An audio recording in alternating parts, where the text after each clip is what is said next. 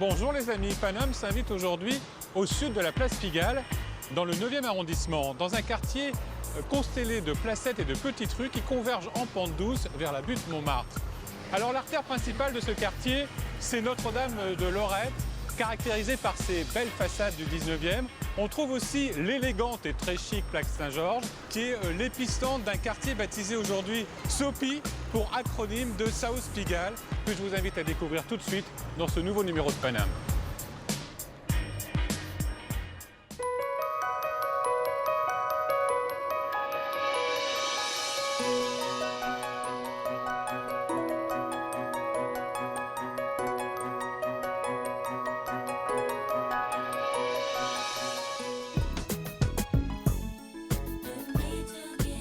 Ça change, ça bouge, ça émulsionne dans le SOPI Made in Paname. De la matière, des matériaux insolites, des surfaces innovantes. Parmi les plus dingues de la planète, Quentin est un véritable géotrouve-tout 3.0. C'est ce qu'on appelle des matières non newtoniennes. Un curieux showroom insolite qui recense les matériaux les plus fous de la planète. Alliage à mémoire de forme, métal liquide, béton translucide, ivoire végétal, bref, la matière 3.0 est partout présente autour de nous. Bonjour. Bonjour. Ça va bien? Très bien, et vous? Je vous interromps en pleine séance d'archivage, j'imagine, là, non?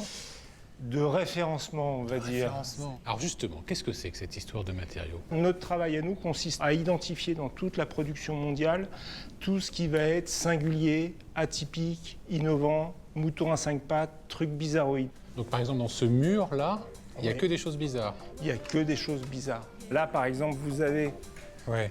un truc dont on a beaucoup parlé il y a quelques années, c'est du Vantablack, c'est le noir le plus noir du monde. Et ça fait phénomène très curieux que, par exemple, sur cet échantillon, vous avez une plaque d'aluminium qui est froissée.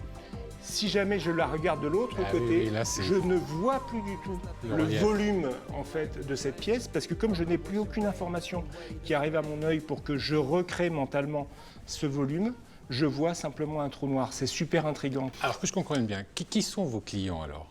On n'a pas de clients, on n'a que des gentils membres. Mais nos membres sont des gens qui sont dans l'architecture, dans le design, dans la mode, dans le packaging, des professions de création généralement des designers, mais ce sont eux qui nous financent. C'est un principe d'adhésion à l'année qui permet ensuite à la personne qui est membre de venir quand elle le veut et d'avoir accès à ces milliers de matières sur la base. Là, on a un mur de quoi? D'objets. Ouais. Il y en a combien en tout De là? matières, d'objets. Alors dans la base de données, il y a 9000 matériaux, 9000 fiches sur des matériaux singuliers. Et physiquement, on a environ 6000 échantillons physiques.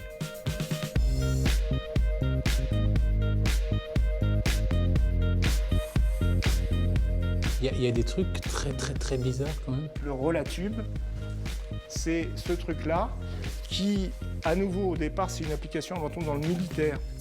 C'est un espèce de rouleau de scotch. Quand je le déroule, il va tuiler complètement et il va faire un tube très rigide. Ça leur permet de tendre des grands mâts de 5 mètres. Il y a un câble métallique à l'intérieur, ça fait antenne. Et puis une fois qu'ils ont terminé, c'est tout bête, ils réenroulent le truc, ça prend pas de place dans le camion, c'est vachement bien. Cette boîte-là, tous ces marchés, c'est le militaire. Je leur ai dit, mais attendez, ce truc-là, ça peut intéresser d'autres secteurs. Quentin, ça existe depuis combien de temps, matériaux? 20 ans. Donc vous êtes connus maintenant, on doit savoir qui vous êtes. Mondialement, on a maintenant un showroom à Paris, à Shanghai, à Shenzhen, à Séoul, à Prague. On en a d'autres en prévision, notamment en Suisse. On est bien d'accord, vous prenez pas un pourcentage Rien. sur un mariage Rien. Il est essentiel qu'on reste indépendant des industriels et que donc on n'ait aucun intérêt particulier par rapport à eux.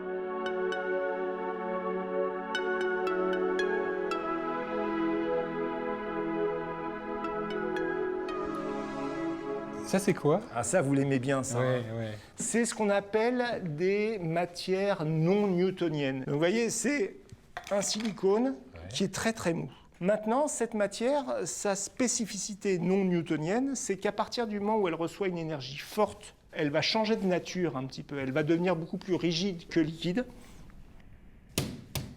Ah oui, ça se casse. Alors, vous voyez, d'abord, ça se casse.